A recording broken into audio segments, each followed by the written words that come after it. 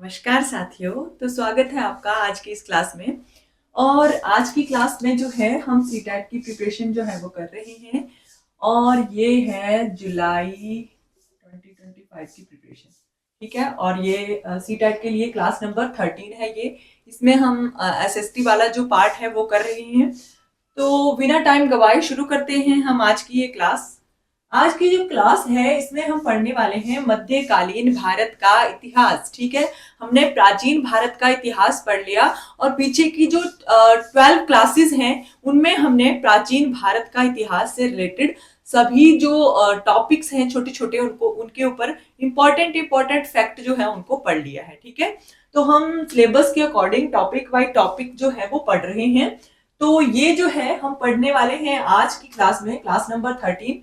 तो इसमें हम पढ़ने वाले हैं मध्यकालीन का भारत। ठीक है, मध्यकालीन भारत का इतिहास। ठीक है, तो इस टाइम पे ये था कि जो प्राचीन भारत का इतिहास था वो कंप्लीट हो चुका था। अब हम मध्यकालीन भारत में क्या क्या घटनाएं हुई, किस प्रकार से जो इस्लाम धर्म के या जो भी अरब कह लो आप, जो शक या हूण कह लो, जिन्होंने जितने भी आक्रमण किए हैं उनकी हम इस क्लास में बात करने वाले हैं।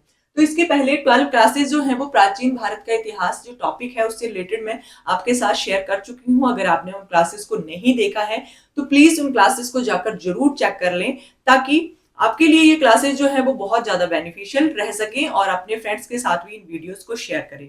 अगर आप मेरे चैनल पर नए आए हो तो प्लीज चैनल को भी सब्सक्राइब जरूर कर लें।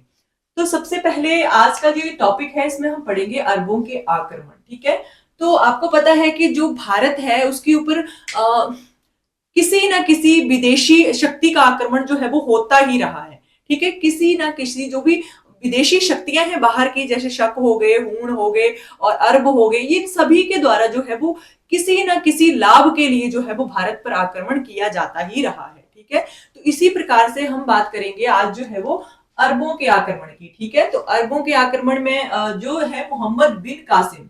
ठीक है, ऐसा नहीं है कि मोहम्मद बिन कासिम पहले ऐसे अरब थे जिन्होंने आक्रमण किया था, लेकिन इससे पहले भी बहुत सारे अरब जो हैं वो भारत के ऊपर आक्रमण कर चुके थे।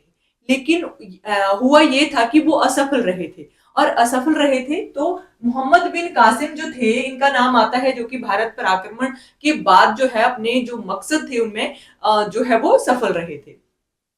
तो हम मोहम्मद बिन कासिम ने 712 ईस्वी में भारत पर आक्रमण किया था। ठीक है, कब किया था? 712 ईस्वी में। ये भी याद रखना है आपने कि मोहम्मद बिन कासिम ने कब आक्रमण किया था भारत पर? 712 ईस्वी में। तो इसके जिसका मूल उद्देश्य, अब किसी न किसी लाभ के लिए ही कोई व्यक्ति जो है वो आक्रमण करेगा किसी भी जगह के ऊपर, तो इसका जो मूल उद्देश्य था आक्रमण करने का वो क्या था? इसका जो मतलब इसकी जो लाभ प्राप्त, क्या कौन सा लाभ ऐसा था जो प्राप्त करना चाहता था? ये क्यों कर रहा था आक्रमण भारत के ऊपर? कोई ना कोई तो उसके पीछे फैक्ट छुपा होगा या कोई ना कोई उसका उद्देश्य छुपा होगा। तो उसका उद्देश्य क्या था? उसका उद्देश्य था भारत के धन को लूटना। ठीक है, तो भारत के धन को लूटना और इस्लाम धर्म का प्रचार और प्रसार करना। ठीक है, वो चाहता था कि भारत में भी इस्लाम धर्म जो है उसका प्रचार और प्रसार हो सके, उसका ये मकसद था। और दूसरा उसका जो मकसद था या उद्देश्य था वो था कि भारत के धन को लूटना। ठीक है, ताकि इस्लाम जो साम्राज्य है उसको वो शक्तिशाली बना सके। ठीक है, तो दो उद्देश्यों के लिए मोहम्मद बिन कासिम जो थे इसने 712 ईस्वी में भारत पर आक्रमण किया था। तो धन लूटना और इस्लाम धर्म का प्रचार और प्रसार करना, इसके दो उद्देश्य, इन उद्देश्यों के कारण इसने भारत के ऊपर जो था वो 712 ईस्वी में आक्रमण किया था। ठीक है, तो अब हम बात करते हैं, नंबर 2 पे आते हैं, मोहम्मद गजनवी। ठीक है, तो मोहम्मद गजनवी से रिलेटेड आपने बहुत सारे फैक्ट पढ़ भी रखे होंगे हिस्ट्री में। तो यहाँ पे आता है कि 1025 में, कब? 1025 में महमूद गजनवी ने सोमनाथ पर आक्रमण किया, जो कि सोमनाथ मंदिर गुजरात में है। वहां पर मोहम्मद जो महमूद गजनवी जो था उसने आक्रमण किया था। कहां किया? सोमनाथ मंदिर पर, जो कि गुजरात में है। ठीक है, उस पर आक्रमण किया और मंदिर को पूर्णतया नष्ट कर दिया। ठीक है, तो उसने मंदिर के ऊपर ही ये जो गजनवी था, महमूद गजनवी था, ये क्या करता था? ये मंदिरों को ही निशाना बनाता था, ये मंदिरों में ही लूटपाट करता था। क्यों करता था? क्योंकि इसको पता था कि मंदिरों में जो खजाना है या जो धन है या जो भी गहने आभूषण है वो मुझे मंदिर से ही प्राप्त होंगे। ठीक है, तो ये अक्सर क्या करता था, ये मंदिरों को ही निशाना बनाता था। तो इसने 1025 में सोमनाथ जो कि गुजरात में है उस मंदिर पर आक्रमण किया और मंदिर को पूर्णतया नष्ट कर दिया। ठीक है, इसने क्या किया, मंदिर को पूरी तरह से नष्ट ही कर दिया। और इस समय पर यहाँ के शासक जो थे भीम प्रथम थे। ठीक है, तो ऐसा भी पूछा जा सकता है कि जब महमूद गजनबी ने सोमनाथ मंदिर पर आक्रमण किया था तो उस समय वहां के जो शासक थे वो कौन थे, तो वो वहां के शासक जो थे वो थे भीम प्रथम। कौन थे, भीम प्रथम जो थे वहां के शासक थे जब महमूद गजनबी ने सोमनाथ मंदिर पर आक्रमण किया था। ठीक है, आगे है ये जो महमूद गजनबी था इसके संरक्षण में, अब ये महमूद गजनबी जो था आपको आपको पता है कि ये जो राजा होते थे, चाहे आप राजपूत काल के मान लो, चाहे आप कुषाण काल के मान लो, चाहे मतलब किसी भी काल के आप राजा को मान लो, इस्लाम साम्राज्य के राजा को मान लो, कोई ना कोई इनका दरबारी कवि जो है वो होता ही था। ठीक है, कोई ना कोई दरबार में जो विद्वान है वो होता ही था। तो इसके जो संरक्षण में कौन कौन से विद्वान थे इसके संरक्षण में, अल्बेरूनी, फिरदौसी, उत्बी और फर्रुखी आदि विद्वान थे। कौन कौन से थे, अल्बेरूनी, फिरदौसी, उत्बी, फर्रुखी और बहुत सारे ऐसे विद्वान थे। ठीक है, तो जिनमें से कुछ हैं अल्बेरूनी, फिरदौसी, उत्बी और फर्रुखी, इनके नाम आपने याद रखने हैं। ये किसके संरक्षण काल में थे, ये थे महमूद गजनबी के संरक्षण काल में। ठीक है, तो ये बहुत बड़े बड़े विद्वान थे। अब इनकी बात करें तो अल्बेरूनी ने किताब उल हिंद, और ये बहुत एग्जाम में पूछी जाती है, वेरी वेरी इंपॉर्टेंट, आप इस लाइन को कह सकते हो। क्यों कह सकते हो, क्योंकि ये बहुत एग्जाम में पूछी जाती है। या तो किताब का नाम दिया होगा या फिर जो लेखक है उसका नाम दिया होगा, तो पूछा गया होगा कि ये किसके द्वारा ये ग्रंथ की रचना जो है वो की गई है। तो अल्बेरूनी जो थे इसने किताब उल हिंद या तारीखे हिंद भी इसको कहा जाता है, या तो किताब उल हिंद होगा या तारीखे हिंद भी इसी किताब का नाम है। तो किताब उल हिंद की रचना जो थी वो की थी, किसने की थी, अल्बेरूनी ने। अल्बेरूनी ने किताब उल हिंद या तारीखे हिंद जो था उसकी रचना जो थी वो की थी। और ये किसके संरक्षण काल में थे, ये थे महमूद गजनबी के संरक्षण काल में। ठीक है, तो ये इंपॉर्टेंट है। आगे आता है हमारा मोहम्मद गौरी। अब हम पढ़ते हैं, हमने पढ़ लिया मोहम्मद बिन कासिम महमूद गजनबी, अब हम पढ़ते हैं मोहम्मद गौरी के बारे में। ये जो मोहम्मद गौरी थे इनके बारे में वैसे तो मैं आपको बता चुकी हूँ पिछली एक क्लास में, लेकिन फिर भी आप सुनिए कि 1191 में तराइन का, ठीक है, तराइन का युद्ध हुआ था। ठीक है, तो तराइन भटिंडा के नजदीक ये युद्ध कहां पर हुआ था, भटिंडा के निकट तराइन नामक स्थान पर, इसलिए इसको तराइन का युद्ध कहा जाता है। ये जो तराइन का युद्ध हुआ था ये 1191 में हुआ था, और किसके बीच हुआ था, ये हुआ था मोहम्मद गौरी और पृथ्वीराज तृतीय के बीच में। किसके बीच में, पृथ्वीराज तृतीय जो थे इनके बीच में ये युद्ध जो था वो हुआ था, जिसमें अब पहला युद्ध हुआ तो इसमें मोहम्मद गौरी को पराजित कर दिया, किसने, पृथ्वीराज तृतीय ने। ठीक है, तो पृथ्वीराज तृतीय ने मोहम्मद गौरी को तराइन के पहले युद्ध जो कि 1191 में हुआ था उसमें पराजित कर दिया था। ठीक है, तो ये आपने याद रखना है। अब दूसरा युद्ध कब हुआ तराइन का, तराइन का दूसरा युद्ध जो था वो 1192, यानी कि एक साल बाद ही तराइन का दूसरा युद्ध हो गया था। तो तराइन का युद्ध 1192 में हुआ, जिसमें अब ये युद्ध भी दोनों के बीच में ही हुआ, मोहम्मद गौरी और पृथ्वीराज तृतीय जो थे इन दोनों के बीच में ही ये युद्ध हुआ दूसरा। तो इसमें क्या हुआ था, इसमें हुआ कि मोहम्मद गौरी जो है वो विजयी रहा। ठीक है, तो मोहम्मद गौरी ने क्या किया कि इसको पृथ्वीराज तृतीय को हरा दिया। ठीक है, अब विजय कौन रहा, मोहम्मद गौरी रहा। तो मोहम्मद गौरी जब गजनबी के लिए लौट रहा था तो उस टाइम पे उसकी हत्या कर दी गई थी। ठीक है, और कुतुबुद्दीन ऐबक जो थे उसने गुलाम वंश की जो स्थापना थी वो कर ली थी। ठीक है, इसको मार के गुलाम वंश की स्थापना जो थी वो कुतुबुद्दीन ऐबक ने कर ली थी। ठीक है, तो इसको जो है मोहम्मद गौरी को इसको गजनबी जाते हुए इसकी हत्या जो थी वो कर दी गई थी। आगे आता है हमारा कि मोहम्मद गौरी ने क्या किया था, और अब तराइन के दो युद्ध हो गए। अब 1192 के बाद दूसरा युद्ध जो उसने विजय कर लिया, उसके बाद 1194 में मोहम्मद गौरी ने कन्नौज के शासक जयचंद पर आक्रमण किया। किस पर आक्रमण किया, जो कन्नौज का शासक था जयचंद उसके ऊपर आक्रमण कर दिया और उसे मार डाला। इसे चंदावर का युद्ध कहते हैं। हमने तराइन के युद्ध पढ़ लिए, दो हुए हैं। अब चंदावर का युद्ध भी आपसे एग्जाम में पूछा जा सकता है कि कब हुआ था और किसके बीच में हुआ था। तो चंदावर का युद्ध जो था ये हुआ था 1194 ईस्वी में, और मोहम्मद गौरी और जो कन्नौज का शासक था जयचंद, उनके दोनों के बीच में हुआ था। तो इसमें भी जो था वो मोहम्मद गौरी जो था वो विजयी रहा था, उसने जयचंद को मार डाला था। तो इस युद्ध को चंदावर का युद्ध जो है वो कहते हैं। ठीक है, ये भी आपने याद रखना है, क्योंकि मैक्सिमम अगर हिस्ट्री से रिलेटेड आपसे क्वेश्चन पूछे जाते हैं तो मैक्सिमम युद्ध या लड़ाइयां ही पूछी जाती हैं। तो आपने सभी को याद रख लेना है। कई बार बुक्स भी पूछी जाती हैं, बुक्स भी इंपॉर्टेंट है। वो मैं आपके लिए पिछली क्लास जो ही थी, एक स्पेशल क्लास लेके आई थी, उसमें मैंने सभी आपको ग्रंथ जो थे वो पढ़ा दिए थे। अब मध्यकालीन इतिहास से रिलेटेड जितने भी ग्रंथ आएंगे उनके ऊपर भी मैं आपके लिए एक अलग से क्लास लेके आ जाऊंगी। ठीक है, तो ये है कि अब हम अनंग अनंगपाल जो थे ये तोमर राजवंश के अंतिम राजा थे। ठीक है, अनंगपाल का नाम क्यों आ रहा है, क्योंकि ये तोमर राजवंश के अंतिम राजा थे और इनके द्वारा ही दिल्ली के प्रथम दुर्ग, अब दिल्ली का प्रथम दुर्ग क्या है, लालकोट। ठीक है, ये नाम आपने याद रखना है। इनके द्वारा, किसके द्वारा, अनंगपाल के द्वारा। अनंगपाल जो थे इनके द्वारा जो था वो दिल्ली का प्रथम दुर्ग लालकोट, उसका निर्माण जो था वो करवाया गया था। ठीक है, इन्होंने अपनी राजधानी दिल्ली में बनाई थी, तो इन्होंने जो दिल्ली का प्रथम दुर्ग था लालकोट, उसकी स्थापना इनके द्वारा जो थी वो करवाई गई थी। इनके द्वारा निर्माण जो था वो करवाया गया था। और ये तोमर राजवंश के अंतिम राजा थे अनंगपाल, इनका नाम आपने याद रखना है। आगे आता है राजा भोज।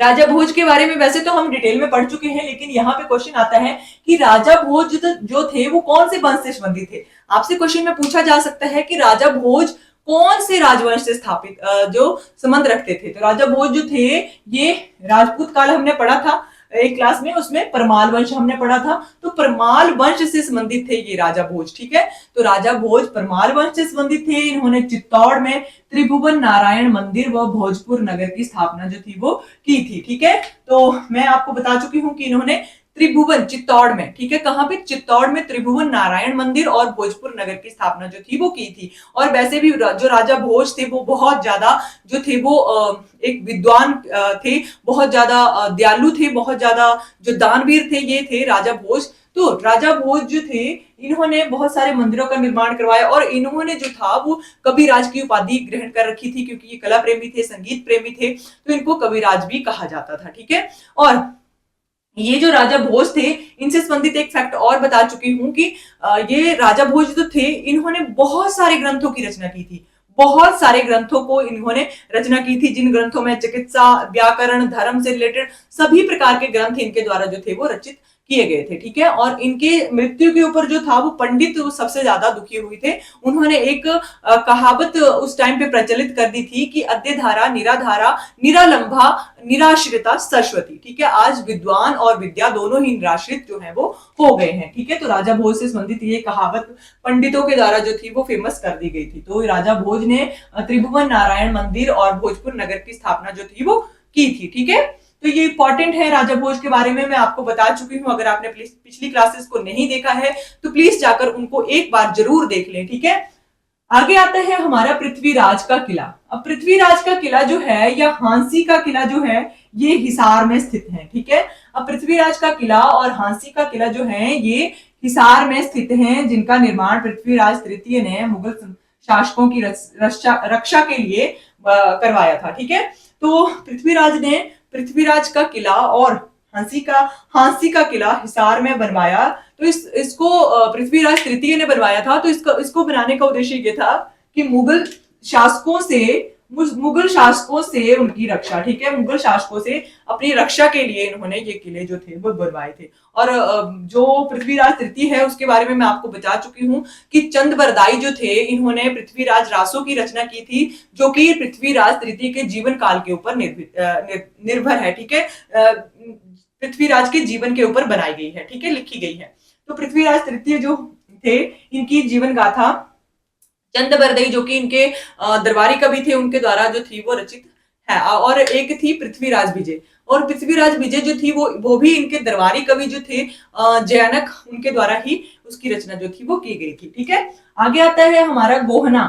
जो गोहना का किला है हमने अभी पढ़ लिया, पृथ्वीराज का किला और हांसी का किला जो था ये पृथ्वीराज तृतीय के द्वारा बनाया गया था। उसी तरह से जो गोहना का किला था उसका निर्माण भी पृथ्वीराज चौहान तृतीय ने ही करवाया था।